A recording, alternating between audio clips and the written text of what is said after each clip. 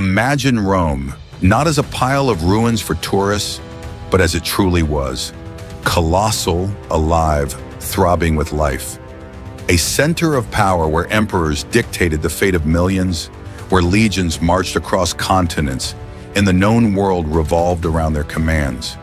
Now imagine that same Rome, plundered, violated, reduced to smoke and silence.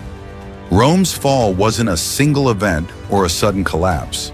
It was a slow, corrosive process, shaped by bad decisions, internal betrayals, and foreign threats the empire ignored for far too long. In this video, we'll walk through that collapse step by step.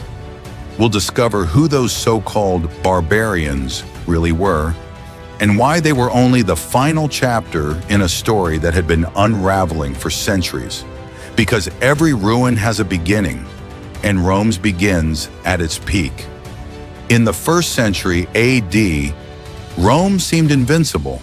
Under emperors like Augustus, Vespasian, and Trajan, the empire reached its greatest territorial extent, from the forests of Britannia to the sands of Arabia, from the Rhine River to the heart of Mesopotamia. It was a giant, nearly 5 million square kilometers, with over 60 million people.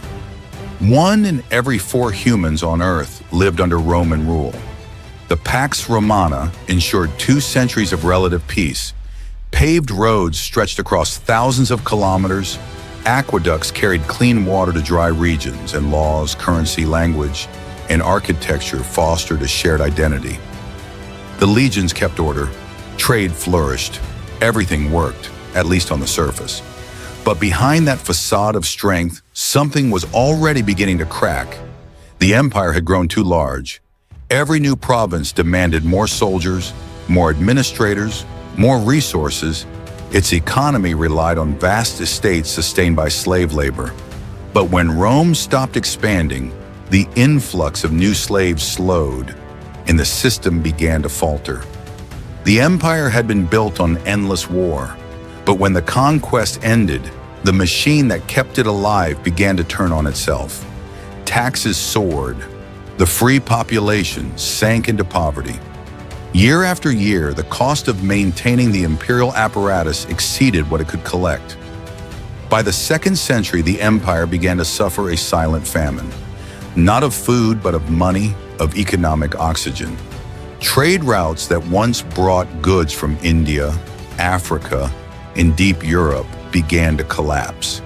Constant wars, piracy, and instability made transportation dangerous and everything more expensive.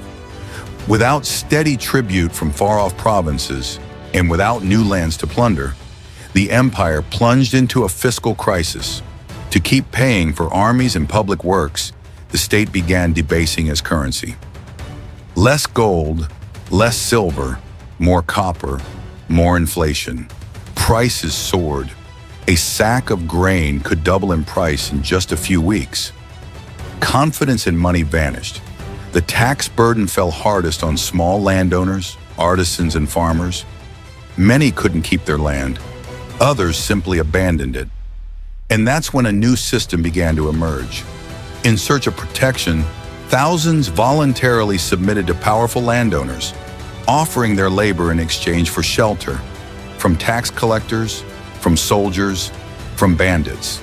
This model of direct dependence, and where peasants worked in exchange for safety, was the seed of what would become feudalism.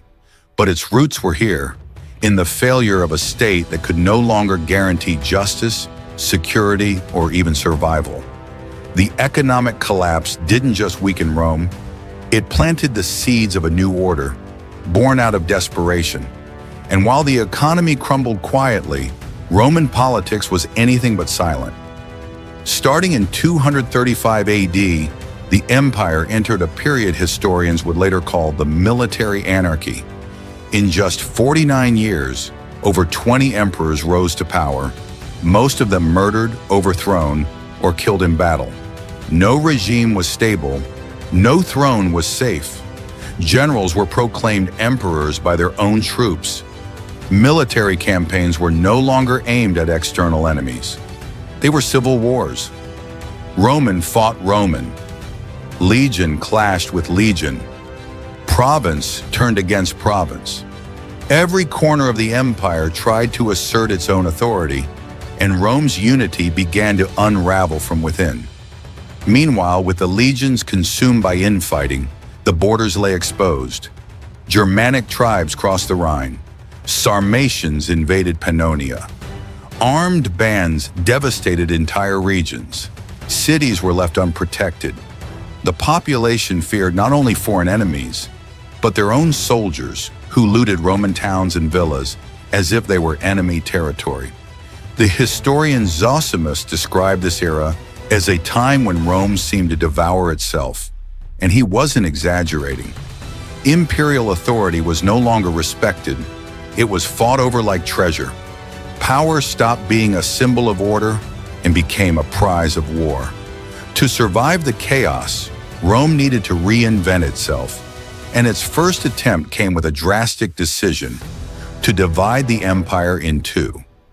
In 285 AD, Emperor Diocletian instituted the Tetrarchy, a system of government with two senior emperors, Augusti, and two junior emperors, Caesars, each responsible for a part of the empire.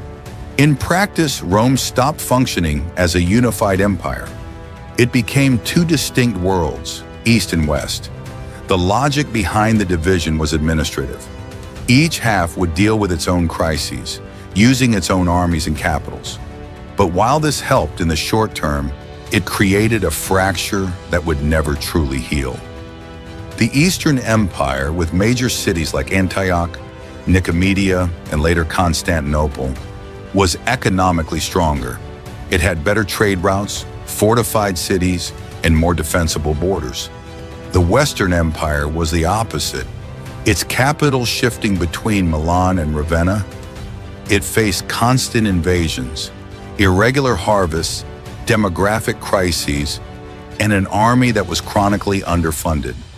While the East consolidated its authority, the West was losing it. Even the city of Rome, though still symbolic, was no longer the heart of imperial power. And it was in that weakened Western Empire that the barbarians found their opening. But who were they really? To the Roman mind, barbarian was a convenient label, a way to describe anyone outside the Greco-Roman world, anyone who spoke strange languages or didn't follow Roman laws and customs. But the word hid more than it revealed. Because the so-called barbarians weren't a single people or a primitive horde without culture. They were diverse groups, each with their own identities, religions, alliances, and strategies. Among them were the Goths, split into Visigoths and Ostrogoths, semi-nomadic Germanic peoples who had already served Rome for decades as military allies. There were also the Vandals, who crossed Gaul and Hispania before settling in North Africa and building a powerful fleet, the Saxons and Franks expanding along the Rhine frontier, and the most feared of all, the Huns from the steppes of Central Asia, fast, violent, and unpredictable. But these groups didn't necessarily want to destroy Rome. Many wanted in. They wanted land, protection, and status. Some were welcomed as allies, even granted official titles like dux, and given administrative or military roles inside the empire. But Rome's arrogance made real coexistence nearly impossible. Even when welcomed, these groups were met with suspicion, contempt, and betrayal. That fragile diplomacy would not last forever.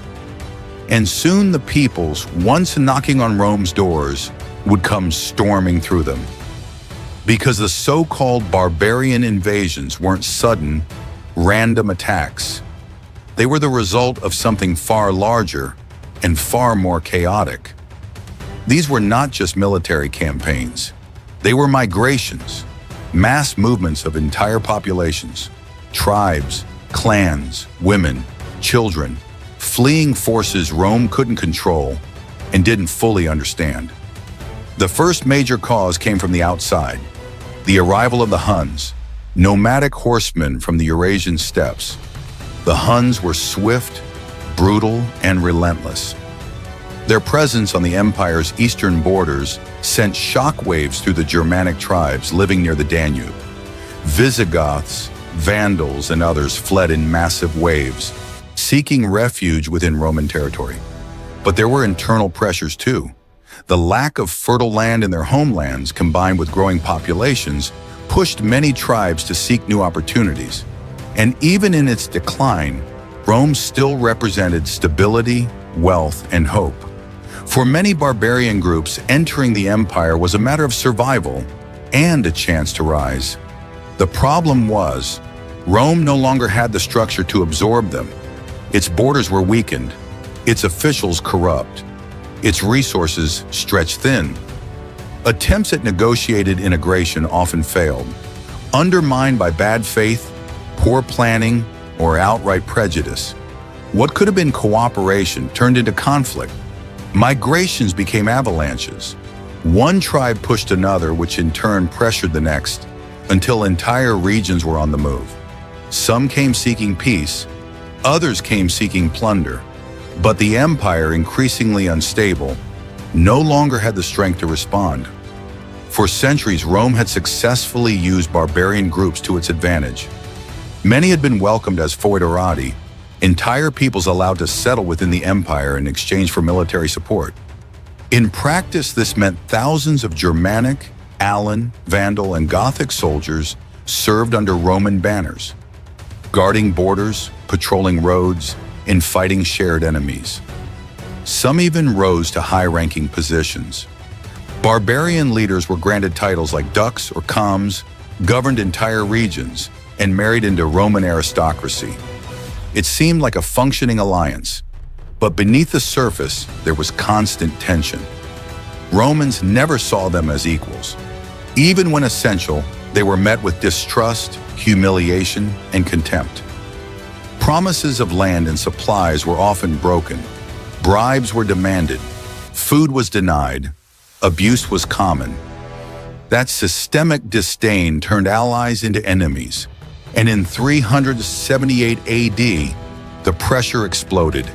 In 378 AD, the tension finally erupted at the Battle of Adrianople.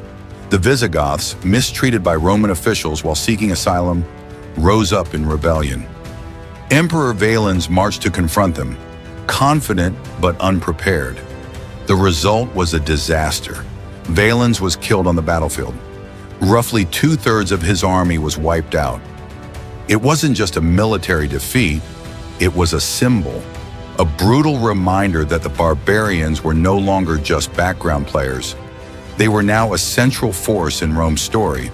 And as the Goths carved their place into history, an even more terrifying storm approached. A name that would haunt the empire forever: Attila. While Rome was still struggling with Goths and Vandals, a new force was rising, wild, fast, and unstoppable. Emerging from the steppes of Central Asia, the Huns seemed like a nightmare come to life. They rode small but agile horses, wielded composite bows that could pierce armor from a distance, and fought with a ferocity that shook even Rome's most hardened soldiers. But the true terror began in 434 AD, when Attila took command. Attila united scattered tribes, imposed discipline on nomadic warriors, and transformed the Huns into a transcontinental superpower. He wasn't just a warlord. He was a political leader, a cunning diplomat, and a ruthless strategist. He negotiated with Rome when it suited him and razed cities when it didn't. Under Attila, the Huns invaded the Balkans, threatened Constantinople, demanded enormous tributes, and ravaged lands from the Danube to the Black Sea. And when he turned his gaze westward, chaos spread like wildfire. Roman sources didn't know how to describe him, so they called him flagellum Dei, the scourge of God. Not out of piety, but because they couldn't imagine another explanation for such devastation. But Attila wasn't done yet. His most ambitious campaign was still to come, one that would bring the Western Roman Empire to the edge of collapse. In 451 AD, Attila launched his boldest offensive yet, the invasion of Gaul. But this wasn't just another campaign. It was a direct attempt to break the spine of the Western Roman Empire. City after city fell. Panic spread. Collapse seemed inevitable. But then, against all odds, an unlikely alliance formed. Flavius Aetius, one of Rome's last great generals, managed to assemble a coalition of imperial soldiers. Visigoths, led by Theodoric I and other federated peoples. It was the empire's final stand, throwing everything it had left onto the battlefield. The clash took place on the Catalonian plains, one of the bloodiest battles of late antiquity. Attila was stopped. Theodoric fell in combat. And though Attila retreated with part of his army, Rome had barely survived. But the relief was short-lived. The very next year, in 452, Attila returned, this time invading Italy itself. Cities like Aquileia were obliterated. The entire peninsula descended into chaos. Rome, once again, seemed doomed. And then something unexpected happened. Pope Leo I personally met with Attila. No one knows exactly what was said. Some speak of a miracle, others of bribes, or threats of famine and plague. Whatever the reason, Attila turned back. Rome was spared once more. But just 2 years later, Attila died. His nomadic empire fractured, but the damage was already done. Rome had survived physically, but psychologically, it was on its knees. And the truth is, even before Attila had threatened its gates, the unthinkable had already happened. In 410 AD, the Eternal City, Rome, untouched by invaders for nearly 8 centuries, fell. But the one who brought it down wasn't some distant foreign enemy. It was a former ally, turned bitter adversary. Alaric, king of the Visigoths. For years, Alaric had served Rome. He fought as a general, sought negotiations, demanded fair payment, but he was ignored, betrayed, and humiliated time and again. Eventually, he realized the empire would never honor its promises, so he made a historic decision to march on Rome. By then, Rome was no longer the administrative capital, but it remained the symbolic heart of the empire. When its gates opened, there was little resistance. For 3 days, the Visigoths looted temples, mansions, warehouses, and monuments. There was no mass slaughter, no total destruction, but the psychological impact was devastating. The world watched in disbelief. To many at the time, it wasn't just a sack, it was the end of an era.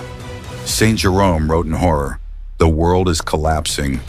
Alaric didn't physically destroy Rome, but he shattered its myth. And that myth was what still held the empire together in the minds of many. From that moment on, the illusion of Rome's invincibility was gone. And if the Visigoths had proven that Rome could fall, the Vandals would show, a few decades later, that it could be looted again, with even more precision. 45 years after Alaric's sack, Rome would be plundered again, but this time, the devastation wouldn't come by land, but by sea. In 455 AD, Genseric, king of the Vandals, crossed the Mediterranean with a powerful fleet. He landed on the Italian coast and marched straight toward the city. Rome was once again defenseless. Its army was practically non-existent. The government was in disarray. The emperor had been assassinated just days earlier, leaving a power vacuum. There was no resistance. For 14 days, the Vandals carried out a meticulous, organized plundering. Unlike the Visigoths, driven by frustration and urgency, the Vandals had a plan. They knew exactly what they were after: gold, silver, jewels, statues, sacred relics. Even the treasures of the Temple of Jerusalem, brought to Rome centuries earlier by Titus, were taken. Genseric also seized high-value hostages, including the widowed Empress Licinia Eudoxia and her daughters, prized for both political and symbolic reasons. Once again, Rome was spared from total destruction. But what remained was a hollowed-out city, stripped to the bone, drained of its authority and dignity. The cultural impact was so deep that, centuries later, the name Vandal would no longer refer to a people, but to blind, senseless, savage destruction. Even though Genseric's sack had been surgically calculated, collective memory turned it into a symbol of devastation. And the most symbolic part? By then, Rome wasn't even the capital of the empire anymore. The imperial throne had been moved to Ravenna, but even far from the center of power, Rome remained the soul of the empire, and now that soul was empty. In 475 AD, a teenager ascended to the throne, a boy whose name sounded like a prophecy, Romulus Augustulus. Romulus, like Rome's mythical founder. Augustus, like the first emperor. But this young man would found nothing. He would become the symbol of the end. Placed on the throne by his father, the Roman Germanic general Orestes, Romulus was a figurehead, an emperor in name only. He ruled over a Western empire with no real army, no control over vast territories, and no meaningful authority. He governed from Ravenna, far from historical Rome, with little influence and even less support. The following year, Odoacer, a leader of barbarian troops serving under the Roman banner, demanded land in Italy for his men. Orestes refused. Odoacer responded by marching on Ravenna, defeating the imperial forces and deposing Romulus without much bloodshed. The boy was spared. Exiled with a modest pension, he quietly disappeared from history. But what came next was unprecedented. Odoacer sent the imperial regalia to Constantinople, declaring that the West no longer needed its own emperor. The throne was left vacant and would remain so. There was no epic battle, no heroic last stand. The greatest empire in Western history ended in silence, dismantled from within, eaten away by decades of arrogance, neglect, and decay. The Western Roman Empire had officially fallen. Rome's fall was an ending, but also a beginning. The collapse of the Western Roman Empire in 476 AD didn't mean the disappearance of Roman culture or the extinction of its influence. Quite the opposite. Its laws, its language, its architecture, and even its religion lived on. They were absorbed, reshaped, and carried forward by new kingdoms, new rulers, and new civilizations that rose from the empire's ruins. The Eastern Roman Empire, the Byzantine Empire, would endure for nearly 1,000 more years. But in the West, what remained were fragments. Cathedrals built using columns from pagan temples, Germanic kings adopting Roman titles, monks copying manuscripts of classical authors. The medieval world born from Rome's ashes was different, more rural, more fragmented, more unstable. But at its core, in its very foundations, Rome was still present, in every written law, in every word of vulgar Latin that would evolve into the Romance languages, in every vision of imperial power. Rome kept whispering. If this video gave you a new perspective on how empires truly fall and how they can live on in other forms, subscribe to the channel and comment. What moment do you think truly marked the end of Rome? And as always, let part guide you in battle.